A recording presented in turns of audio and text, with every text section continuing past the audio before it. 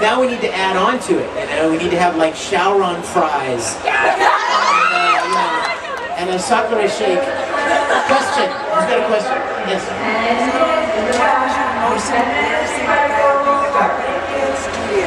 My most embarrassing thing to happen. You want me to tell you embarrassing moments? Shabim. I think my most embarrassing moment, you know, people ask this all the time. I always remember other people's embarrassing moments. I think I try to forget mine. But I know Aaron's had some really funny ones. But I think my most embarrassing one, it was actually, we were recording Full Metal Alchemist, and it was a very intense, emotional scene. And Ed was, you know, it was a really dramatic, emotional scene. And I was so into it. And I was reading the line, and I was like, I don't even remember what the line was, but I was reading it, and I was practicing it in my head. And the director said, okay, Vic, this is a really, you know, serious moment. Are you ready? And I'm like, yes, I'm ready. Go ahead. And so, I did this line so emotionally. I was so moved. I was like almost to tears. When I finished the line, in my mind, I'm like, yes, that came out really good. I'm very proud of that. And the director goes, Vic, that wasn't your line. I had accidentally read some other guy's line right before Ed's, and I like totally was into it, and it was like not even Ed's line. So I was a little embarrassed about that. Yes, Holly. So we've known about the powdered donuts. Yes. Did anything interesting like that happen while you were recording for Oron? Wow. Did anything interesting like that happen with Oron? Or did like anything interesting happen? Well, you know, you need to remember that Full Metal was like 51 episodes and a movie, and Oron was only 26 episodes, so it was a much shorter amount of time. But I'm sure there were. You know, there was.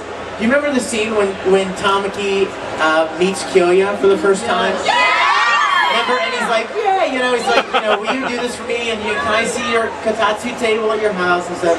And you know, Kyoya, you know, says yes. Remember this? And Tamaki's like, Kyoya! You know, Kyoya, my friend! And jumping up and down. Well, the Japanese, we got such a laugh out of it because the Japanese go, Kyoya, Monami! Well, the word is Monami. But they wanted it to be in rhythm.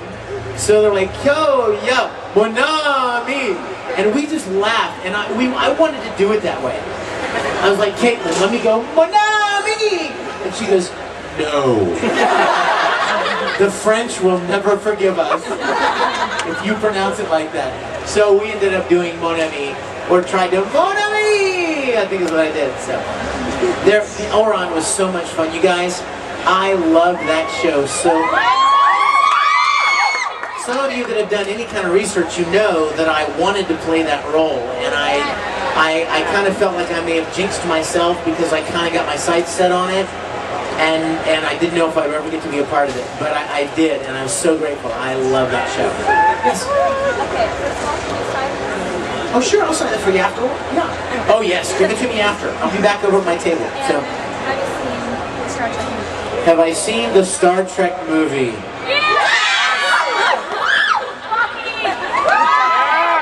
Okay, I am a huge Star Trek fan. No, you guys don't know. You don't understand. You couldn't ask me a question about the original series that I don't know. I live for the original series. I mean, you know what I used to do?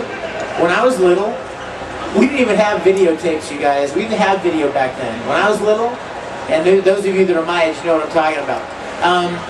I had a cassette recorder. This big, a portable cassette recorder. And I would get cassettes, cheapo cassettes, and I would come home from school, and I would put the cassette recorder in front of the television and record on audio cassette the episodes of Star Trek every day.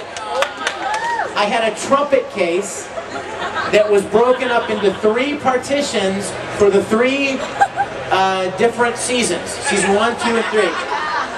I mean, I had it totally organized. And little Sharpie I'd written, you know, whom gods destroy, City on the Edge of Forever, Taste of Armageddon, The Empath, you know, Piece of the Action, Requiem for Methuselah, the episodes that were on the cassettes. And I would listen to them at night when I went to sleep. I would put the cassette player under my pillow and lay there. I'm not kidding you. I would go to sleep and I memorized entire episodes of Star Trek. So I loved the original. And when I heard that they were making this new movie, I was like, this is not going to be good. I had a bad feeling about it. But, hold on.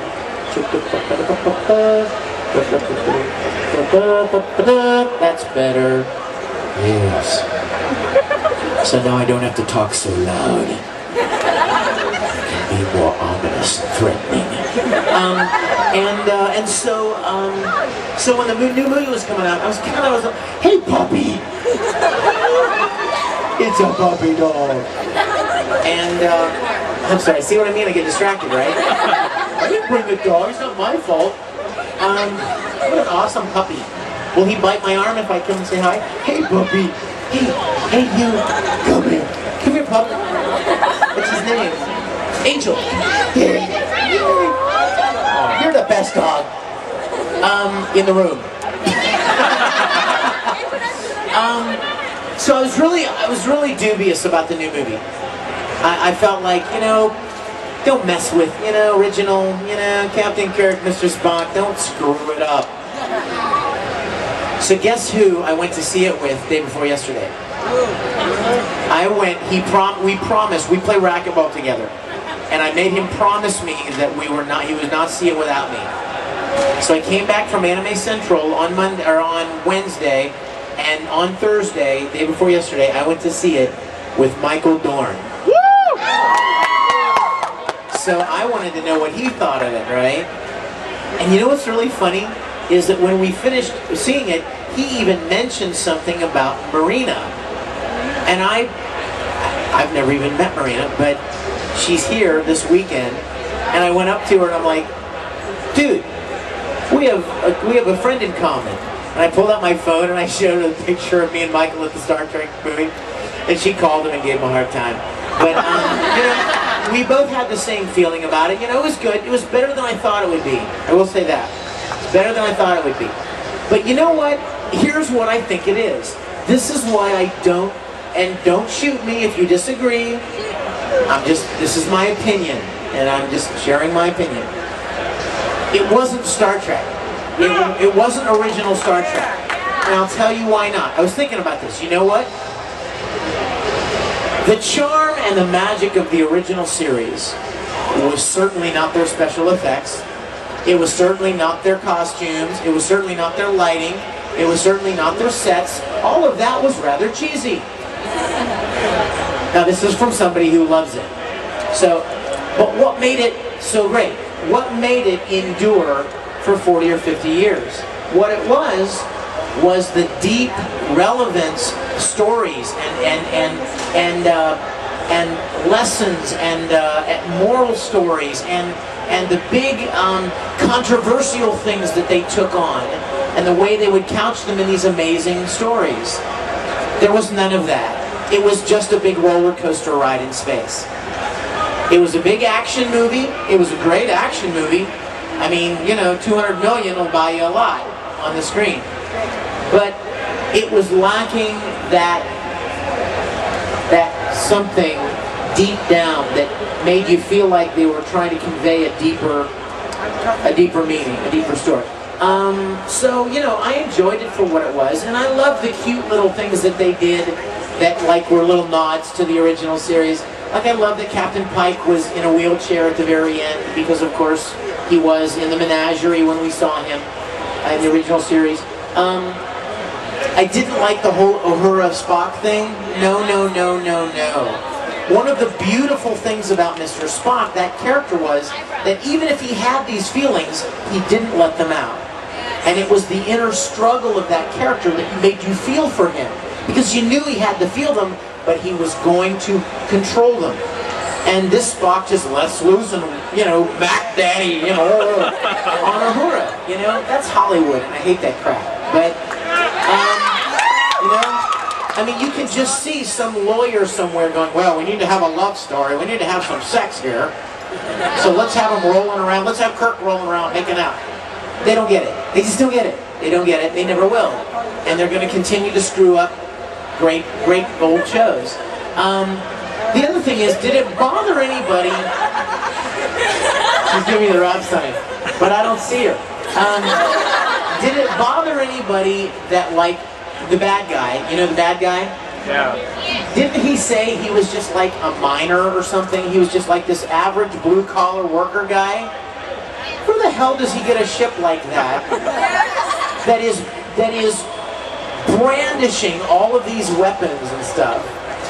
Oh yeah, he's just a farmer, right?